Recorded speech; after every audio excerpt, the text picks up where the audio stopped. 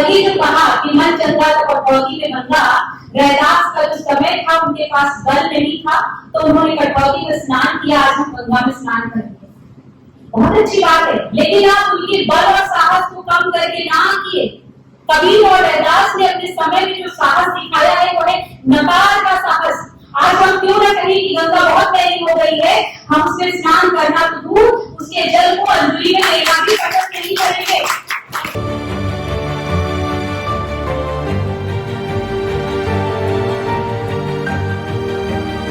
हमारे बीच में संत Columbus college Kolkata से विभागाध्यक्ष डॉक्टर गीता जी हैं। तो सभागार में उपस्थित सभी सुनीति श्रोता और आदरणीय मंच, सबसे पहले धन्यवाद श्रोताओं का बनता है क्योंकि हम सभी अपने अपने हिस्से के 5 मिनट के लिए यहाँ बैठे हुए हैं, लेकिन आप सभी पूरे धैर्य के साथ हमें सुन रहे हैं। तो सबसे पहले तो तालियां आपके लिए बजनी चाहिए, आपके धैर्य को सलाम।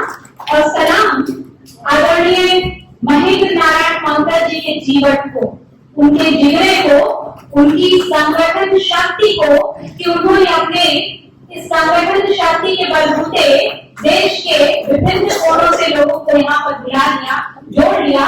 और उनकी सक्रियता को इसी बात से समझा जा सकता है कि वह मंच पर आराम से कुर्सी से चिपक हमारी तरह नहीं बैठे हैं। उनकी बेचैनी जो है वो उन्हें दौड़ा रही है और वह कुर्सियों के पास जा करके श्रोताओं को पत्रिकाएं पहुंचाने में, सामग्री पहुंचाने में लगे हुए हैं। तो अगर ऐसे संगठन हमारे पास होंगे तो निश्चित रूप से हमारी क्षमता को, हमारी ताकत को कोई भी कम नहीं कर सकता। भले ही खेमे बन जाए, लेकिन इन खेमों के अलग अलग विकास के बावजूद हम सभी एक रहेंगे। वास्तव हम इसीलिए इकट्ठा हुए हैं। और आज मेरे गर्व का विषय है कि बड़े बड़े विद्वानों के साथ मंच साझा करने का अवसर मिला। आज के समय के बड़े सशक्त कथाकार जयप्रकाश करदम जी को नमस्कार, और उनके साथ मुझे मंच साझा करने का अवसर मिल रहा है, इसके लिए पंकज जी को धन्यवाद। जिनकी कहानियां हम पढ़ते हैं, आज साक्षात उनके साथ बैठे हैं, यह होती है संगठन की शक्ति। बहुत सारी बातें यहाँ पर हो चुकी है, उद्घाटन भाषण से लेकर के अब तक, और उनकी समय बहुत सीमित है। लेकिन हमसे पूर्ववर्ती वक्ता प्रोफेसर रजत साहब, मास्टर रजत जी जो बोल करके गए हैं, मुझे जरा सा उसमें हस्तक्षेप करना, टिप्पणी करना जरूरी लगता है।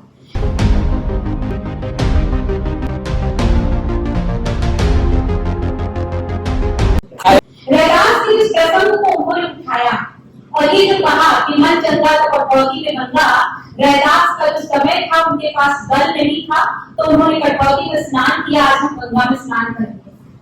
बहुत अच्छी बात है, लेकिन आप उनके बल और साहस को कम करके ना किए। कबीर और रैदास ने अपने समय में जो साहस दिखाया है वो है नकार का साहस। आज हम क्यों ना कहें कि गंगा बहुत गहरी हो गई है, हम उसमें स्नान करना तो दूर, उसके जल को अंजलि में लेना भी पसंद नहीं करेंगे। जब तक नकार का ही साहस आपके अंदर नहीं आएगा तब तक आप उससे नहीं बच पाएंगे। पिछले दिनों अभी नई बनारस यात्रा का विमोचन हुआ है, तो पिछले महीने में बनारस की यात्रा पर थी, गंगा दशहरा का दिन था। लोग रात तक गंगा में डुबकियां लगा रहे थे, लेकिन नहीं लगाई गई। हम जैसे बहुत सारे लोग होंगे। इस नकार के साहस को अपने बीच पैदा कीजिए। हिंदुत्ववाद में मनुवाद ने कहानियां गढ़ी है अपने वर्चस्व को लेकर के, जो किससे गढ़ी है अपने विद्वता को लेकर के, आप उसके बरक्स दूसरे किससे मत गढ़िए। विपकों के समानांतर नई विपक गढ़ने की बजाय जो गढ़े गए विपक है उन पर प्रहार कीजिए, उन प्रतिमाओं को छूट कीजिए और अपने लिए कुछ झूठी कहानियां गढ़ी। मैं क्लास में बच्चों को जब पढ़ाती हूँ तो यही कहती हूँ, और हाँ एक बात और सुना दूं कि मैं स्कॉटिश चर्च कॉलेज से आई हूँ, कोलंबस कॉलेज जैसा कोई कॉलेज नहीं है कलकत्ते में। है कोई बात नहीं, खैर मैंने सुधार देना जरूरी समझा क्योंकि गलतियां तो सुधारी जानी चाहिए। तो जब आप कहानियां करते हैं कि ये ऐसी कहानी थी, इसके बरस ये कहानी नहीं है, दूसरी कहानी है, जरूरत क्या है आप कहें कि वो कहानियां झूठी हैं। जैसा मैं अपने विद्यार्थियों से कहती हूँ, कहानी है, कहानी को कहानी की तरह पढ़ो, उसे सच मत मानो। जैसे ही हम उसे सच मानते हैं, हम कहीं ना कहीं अपने अंतर्मन में अपने आप को कमजोर मानने लगते हैं। तो उस कमजोरी से उबरने की हमें आवश्यकता है। क्योंकि साहित्य पर बात है तो दो बातें मैं साहित्य को लेकर के कहूंगी जरूर, कहना मुझे जरूरी लग रहा है। 1914 में अछूत की पुकार नाम से कविता सरस्वती के सितंबर अंक में छपी है। हालांकि उसके पहले ज्योतिबा फुले आदि लोग गुलाम नबी जैसे अच्छा ज्योतिबा फुले जी ने की है और हमें उनसे नहीं कहना चाहिए, क्योंकि साहित्य का संदर्भ है इसलिए बात कहनी जरूरी लगी। जिसमें हालांकि अब एक सवाल ये भी उठता है कि जो उसमें जो कविता है जिनकी शिकायत इसके लेखक माने जाते हैं हीरा डोम, उसके बाद उनकी कोई रचना नहीं मिलती है, तो क्या सच में थे या नहीं थे? वो किसी अवाण की रचना है तथाकथित या तथाकथित प्रमाण की रचना है, इस पर भी हमें विचारने की जरूरत है। लेकिन उसमें जो आर्तनाद है, जो पुकार है, कबले हमनी के दुखवा सहल जाए, हमनी साहब के विनती सुनाई, तो उस दौर में 1914 से लेकर के आज 2022 तक क्या बहुजन समाज की आवाज में कोई परिवर्तन आया है? बिल्कुल आया है। और उस परिवर्तन को हमें रेखांकित करने की आवश्यकता है कि वहां जो प्रार्थना है, पुकार है, आर्तनाद है, वो प्रतिरोध के सशक्त स्वर में परिवर्तित हो चुका है। और इसके प्रमाण के लिए मैं ओमप्रकाश वाल्मीकि की एक छोटी सी कविता आपके सामने रखना चाहूंगी। मेरी माँ ने जने सब अछूत ही अछूत, तुम्हारी माँ ने सब बांधनी बांधी। कितने ताज्जुब की बात है, जबकि प्रजनन क्रिया एक ही जैसी है, वह दिन कब आएगा? बामनी नहीं जनेगी बामन, चमारी नहीं जनेगी चमार, भंगी भी नहीं जनेगी भंगी, तब नहीं चुनेंगे जातीय हीनता के दंश, नहीं मारा जाएगा तपस्वी शंभु। आप शब्दों पर गौर कीजिए, नहीं कटेगा एकलव्य का अंगूठा, कौन होगा नायक? राम सत्ता लोलुप हत्यारा, राम सत्ता लोलुप हत्यारा, क्या ऐसे दिन कभी आएंगे?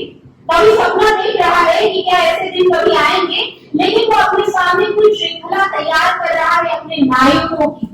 तो अगर हमें अपने नायक तलाशने हैं तो हमें हकीकत, मिथक या जहां भी है वहां से चरित्रों को चुन लेना है, ये चुनने की जरूरत है।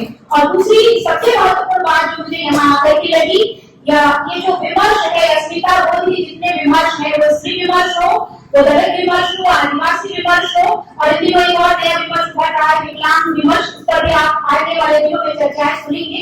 इन सभी को हाशिए का विमर्श कहकर के खारिज करने की साजिशें वर्षों से हो रही हैं। लेकिन हमने एक नया शब्द अगर अपने लिए चुना है, बहुजन शब्द, तो उस बहुजन शब्द की शक्ति पर हमें भरोसा रखना पड़ेगा कि कैसे हम उस हाशिए से निकाल लाएं। और जो बहुसंख्यक थे, जिन्होंने इतने दिनों तक हमें अल्पसंख्यक बना करके रखा था, हमने उनकी बहुसंख्यकता को चुनौती दी, उन्हें 10% में समेट करके रख दिया। तो अगर हम 80% है, 90% है, तो घबराने की आवश्यकता नहीं है। संगठन शक्ति को बनाए रखना है। और दलित साहित्य में, बहुजन साहित्य में बहुत सारी रचनाएं आई हैं। मुझे लगा कि थोड़ी सी चर्चा साहित्य पर होगी, लेकिन समय मेरा बढ़ा हुआ है, इसलिए मैं आपसे विदा लेती हूँ। 5 मिनट हो गए होंगे, लेकिन विदा लेती हूँ। फिर से कविता की पंक्तियां सुनाऊंगी, कात्यायनी की कविता। हालांकि वो दलित विमर्श की लेखिका के तौर पर नहीं जानी जाती है, लेकिन अभी कहा गया कि स्त्री भी दलित है, और उसी अधिकार से मैं अपनी बात रख रही हूँ, उसी अधिकार से कात्यायनी की कविता कोट कर रही हूँ। जिंदा रहने की मौत की दया पर जीने से बेहतर है जिंदा रहने की ख्वाहिश के हाथों मारा जाना। तो अगर हमें अपने आप को बचाए रखना है, तो इस ख्वाहिश को नहीं मरने देना है। तमाम खेलेबाजियों, तमाम दलबंदी, तमाम राजनीति से ऊपर उठकर अपने अंदर के जीवन और ख्वाहिश को बचाए रखे। हमारा संगठन भी आगे बढ़ता रहेगा। बहुत बहुत शुक्रिया, बहुत बहुत धन्यवाद आप लोगों ने मेरे सुनी। हमारे channel constitution like, share, subscribe देखना मत भूलिएगा। जय भीम, जय भारत, जय संविधान। नमो बुद्धाय। धन्यवाद। चैनल आर्थिक समस्या से गुजर रहा है। अगर आप बहुजन समाज में बाबा साहेब अम्बेडकर और तथागत बुद्ध की विचारधारा को अधिक से अधिक लोगों तक पहुंचाना चाहते हैं, तो हमें आर्थिक सहयोग प्रदान करें, ताकि हम अपने चैनल के माध्यम से देश विदेश में समता, बंधुता, एकता और संवैधानिक अधिकारों को ज्यादा से ज्यादा लोगों तक पहुंचा सके। आप अपनी सहायता राशि नीचे लिखे खाते में जमा करा सकते हैं। खाता धारक गौतम रत्न, खाता संख्या 3169576865 IFSC कोड SBIN 00603336, बैंक भारतीय स्टेट बैंक। आप हमारे बैंक खाते का विवरण स्क्रीन पर भी देख सकते हैं।